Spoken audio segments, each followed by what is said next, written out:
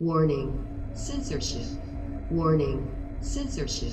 We've both been terminated already from our positions for speaking out, so they weren't able to kind of really go after us for coming here now because it's already been done. But we've definitely lost family, we've lost friends. If you think that masking is hurting your health, you need to say, I'm exempt, this is causing me harm. So you need to actually stand up for what you believe in. And I think this is the experiment we're having here. It's an experiment for humans to determine their own integrity, to stand up in their own shoes and say, no, I'm not going to do that anymore. If a baker has to do and show the ingredients of of his muffins in case of allergies, wow, how come doctors don't know the ingredients of the vaccine when they're putting it into people as well?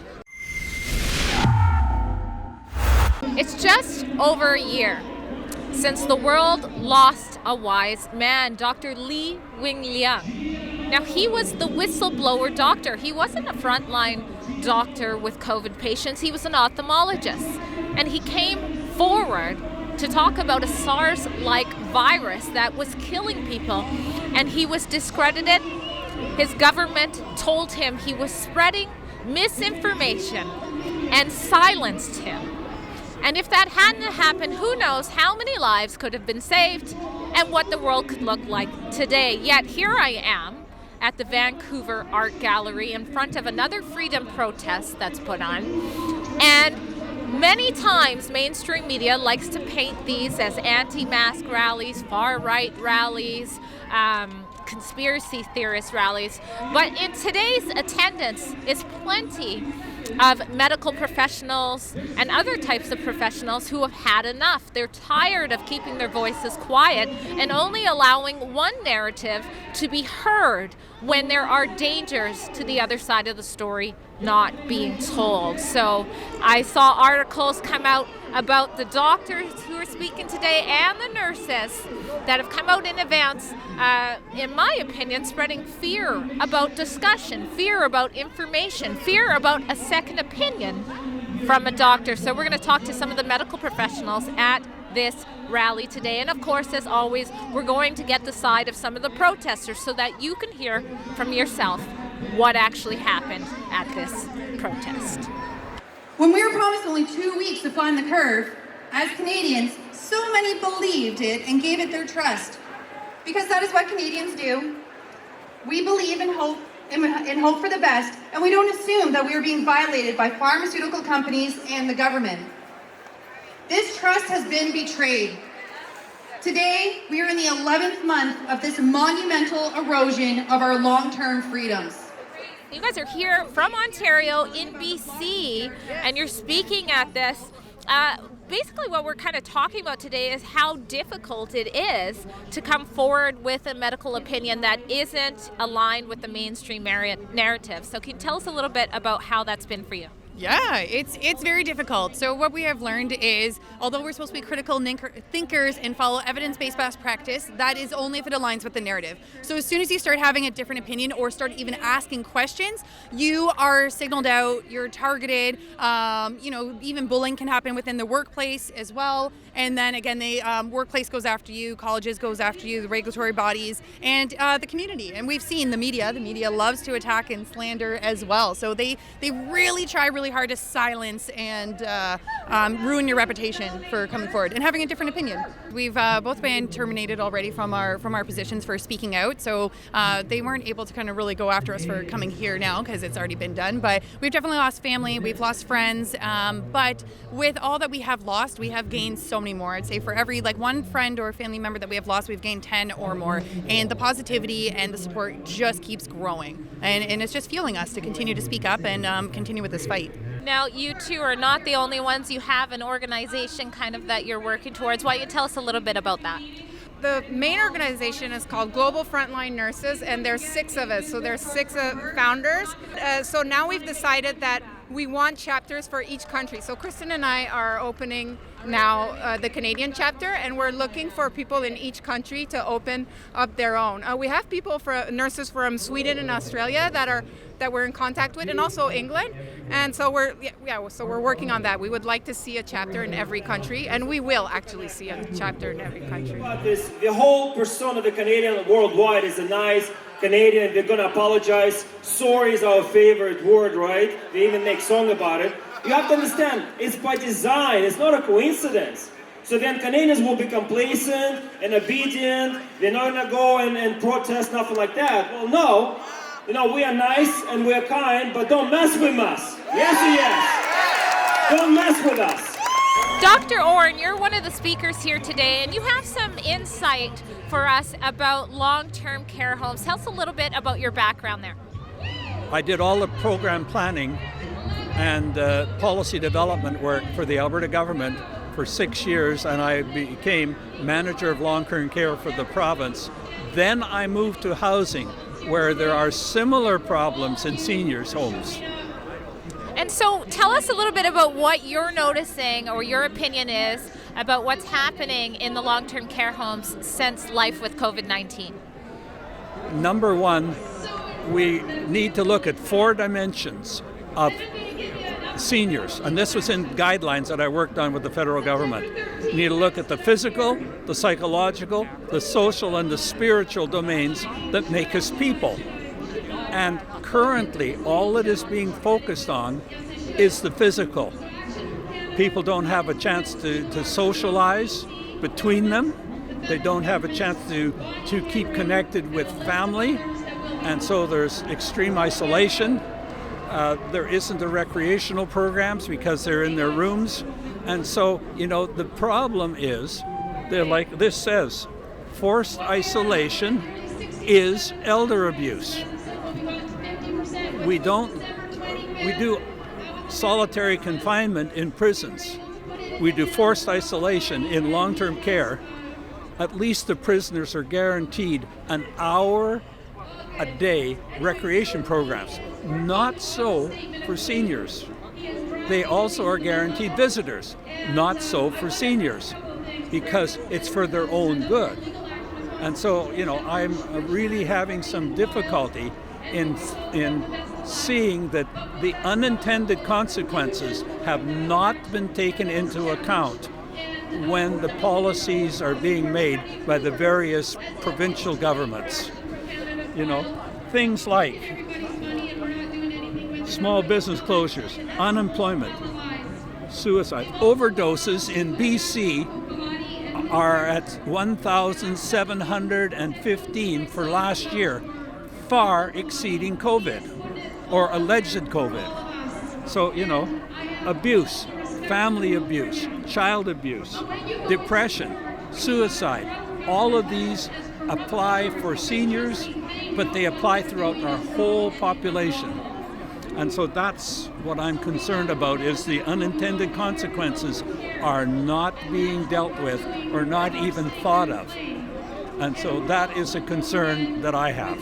So you guys are here, you got the whole family here today. Why? Why was it important to be at this protest? Oh, it's just so important to us to stand up for our rights and freedoms. We see them being obliterated through the guise of this pandemic. My 84-year-old mom is here, my 77-year-old dad, our 6-week-old baby, 2 children, because we all see from all generations how this is impacting our freedom, and this is what we're fighting for. And so what are the challenges we're seeing as parents raising kids with life with COVID? Oh, gosh. Not being able to do anything. Socialization, our children, not playing with other children. My little girl who's 4, she's not having play dates because half of the people we know are social distancing and following Bonnie Henry's guidelines. It's heartbreaking. And I've got friends that are new moms and they don't have any care, like no libraries are open for story time. This little guy, they miss out, and it's crucial. This is their most developing time, 0 to 3 years old. And all of the government things that we have offer, say in Whistler, British Columbia, are closed. All the municipality programs closed. It's sad, it's heartbreaking. Freedom! When do you want it? Now! Freedom is essential! Freedom is essential! Rights are essential! Rights are essential! Church is essential! Church is essential! Business is essential! Business time for the march. People come out of the woodworks. I swear there's probably close to maybe 300 to 400 people now, all marching. We're marching back to the Vancouver Art Gallery. I'm going to catch up with Dr. Malthouse there and talk to him about a little bit of the challenges it has been to speak out, but why it is so important for him to do so.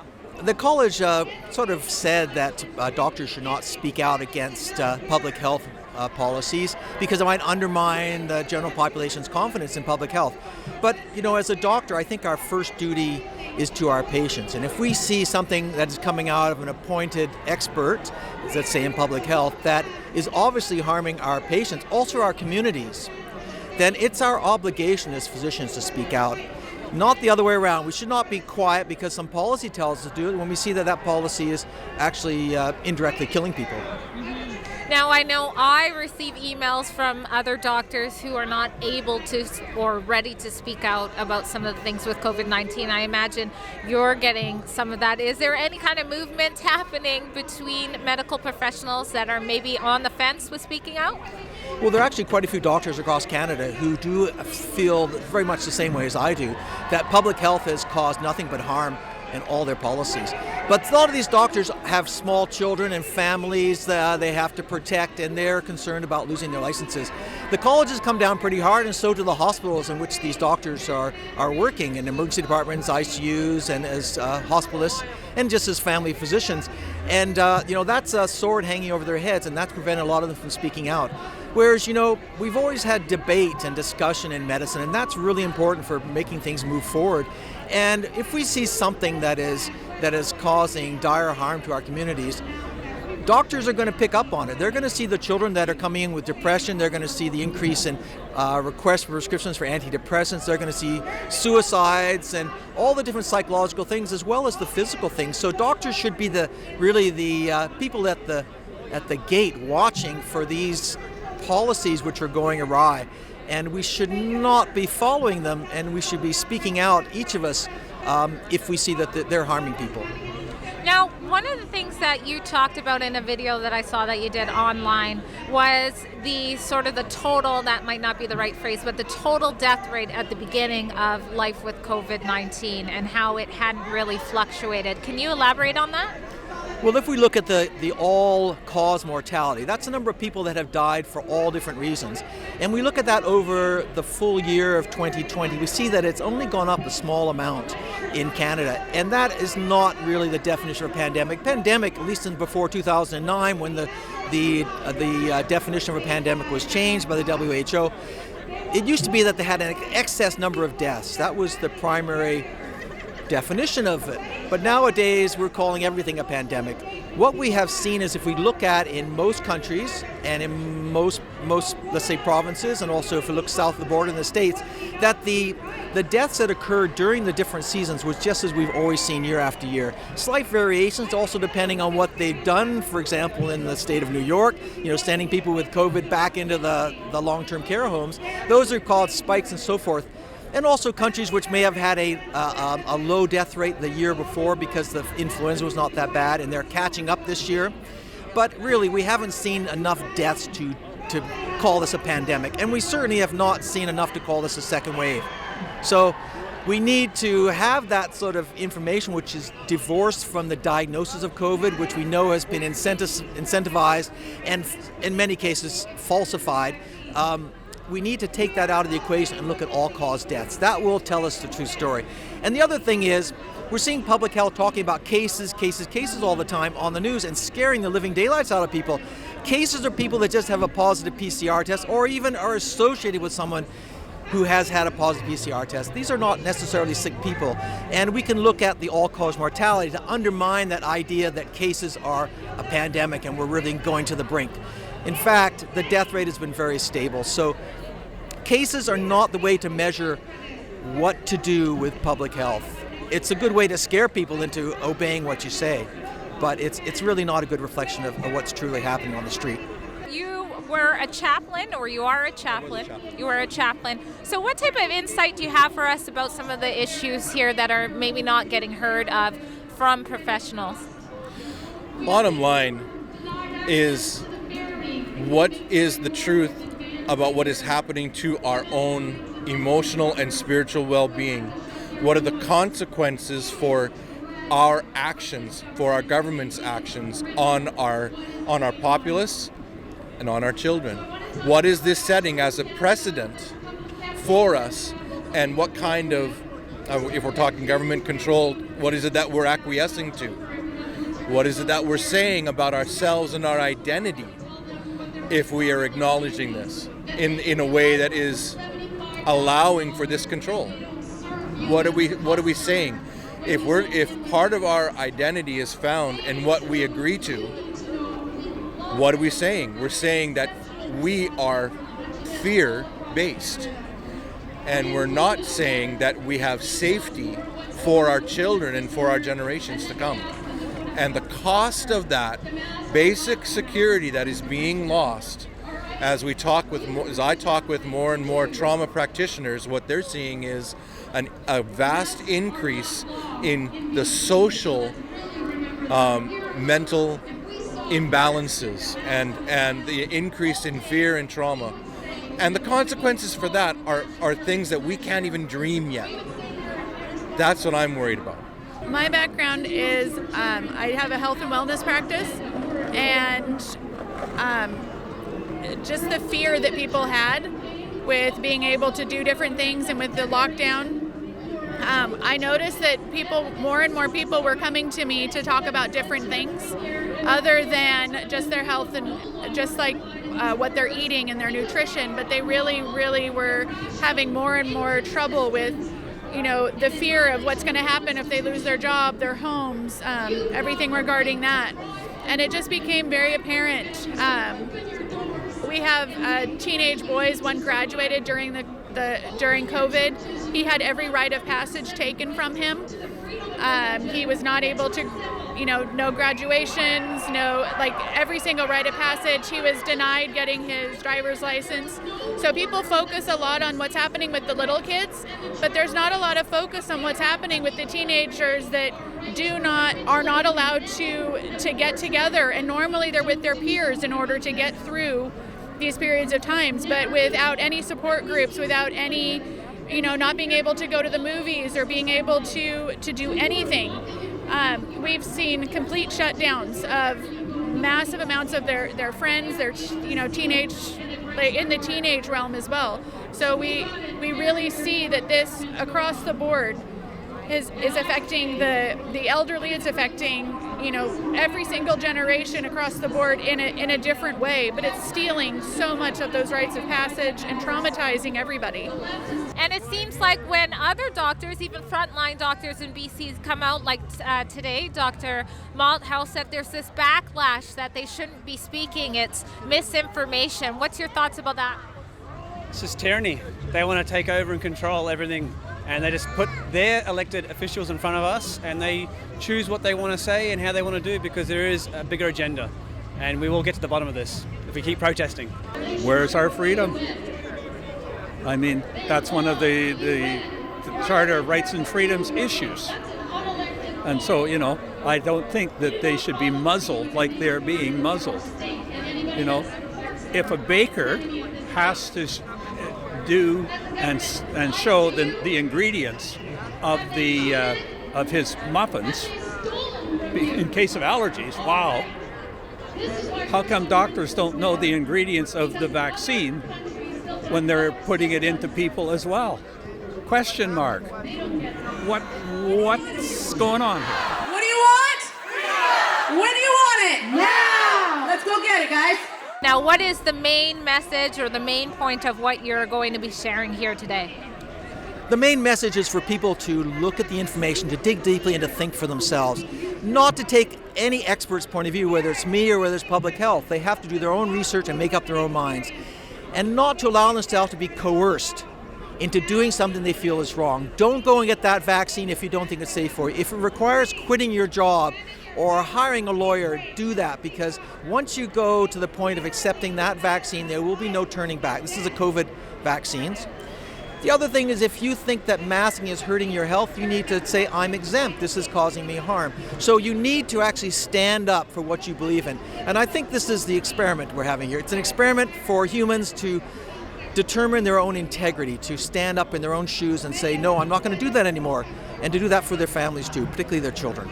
So the BC Freedom Rally is just ending. There's a few more speeches. We have one of the nurses that we introduced you to. But all in all, it's getting tougher and tougher for mainstream media to paint these events as just anti-mask or conspiracy theories. There's lots of knowledge, lots of information here that all of us deserve to hear. Let me know what you think about what you heard in this report in the comments. Drea Humphrey for Rebel News.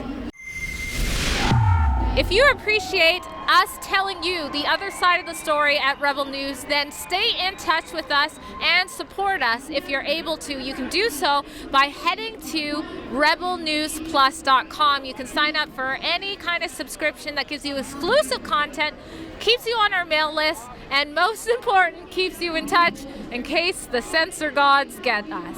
Thank you so much.